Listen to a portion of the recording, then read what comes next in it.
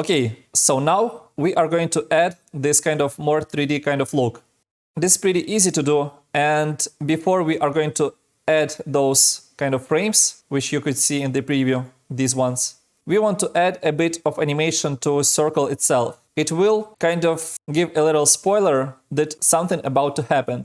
Basically, we will add this kind of pulse at the start, and then we will add these kind of frames. And this is really good idea to have something that kind of teases us that something about to happen. Because if we would not have this kind of animation at the start, these frames will not have the same interesting impact in animation. So let's create this kind of impact at the start. So it's pretty easy to do. Here where it stops, we want to select this circle because it controls the texture itself also. And we want to press S on keyboard because now we are going to animate our scale. This is why it's really important that we've used our anchor point at the center, because if this anchor point would set here, this circle would not become bigger from the center, but it will become bigger from the side, which is not what we want. So always make sure that your anchor point is set to the right place. So now we can just create a keyframe here where it stops. A bit later, we can make it bigger, and here to 100% as it was. So now we already have this kind of pulse. And if I'm gonna cut this work area to this moment and press 0 on numpad, we can see this pulse. We want to add a bit more character to our animation. And as you remember, it's always a good idea to finish your animation with the last keyframe in graph editor. It's always a good idea to end with this animation. It already will give this kind of pulse. And to make sure that we don't have any squares in our animations, we can just select this animation and press F9. And now as you can see, we already have these kind of nice shapes, which we always want to have if we want to have smooth animation. Okay, great. Now we've added this kind of scaling up. And to sell this effect even more, we can make this glow part to be a lot brighter. So let's open this circle. And here in contents, we can see our glow. Let's open glow and let's go to the fill and let's go to the transform, because here we set our opacity to 7%. And if you've set your opacity in fill to 7%, make sure that you set your fill to 100%. And here in transform, let's animate this property. You can animate either way, or in transform or in the fill. But in my case, I've changed it in transform. So I'm gonna animate it in transform. So here I've created a keyframe. I'll move it over where it has original size. And here where it's about to be bigger, I want to increase this opacity to maybe 35%. You can set it even higher, but don't go overboard because it would look too much. So maybe 42 is maximum for me.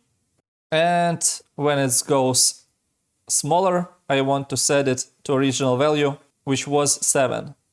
So about here, I'm gonna set it to 7. Once again, we can select this keyframe, go to graph editor, and give this kind of animation. And now we just want to move these keyframes a bit, so this glow will happen at the point where it's a lot bigger, like this. If I'm gonna press 0 on numpad, we can see this kind of pulse, which looks really cool. And we can even add one more detail to make it a bit more interesting. Because as you can see here in this pulse, I've added this circle, which gives even more complexity and looks even more interesting. So let's move our time cursor to the point where it's a lot bigger. We can select this ellipse tool, just left click and hold, and select this ellipse tool. Make sure that you didn't select anything. And from center, click and drag, hold Control so it will create from the center, and hold Shift so it would be a perfect circle. And make it a bit bigger than this original circle and release it.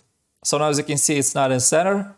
This is why we can select this new shape layer which we created and click here on Align to center it as well. Now we can change this color to any color which we want. In our case, we can even click on this stroke and change it to solid color and click OK. And now we can change to one color which we like. In my case, I've used the same color as this, but you can change to any color which you like.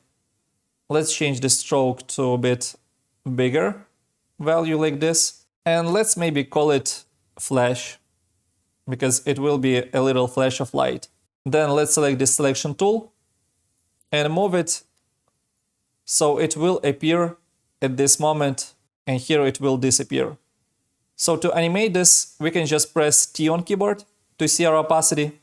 And here at the beginning, we can set to 0, create a keyframe, then move it a few frames, set it to 100, and here later, let's set it to 0. We can just select all of these keyframes and press F9. By the way, a quick tip on opacity, you don't really need to go to the graph editor because it's not that much visible as in different kind of properties. So here you can just select your keyframes and press F9, which will give basic smooth animation. And it still looks pretty cool. But let's maybe spread this last keyframe and this as well. And maybe let's not set to 100%, but a bit smaller value like 69. And if you want, you can change this color to any color which you want. Maybe this orange color would work better. It's completely up to you. And let's maybe cut this layer so we would know where this layer finishes. It's about here. We can hold Alt key and press on square bracket to cut this layer to this moment.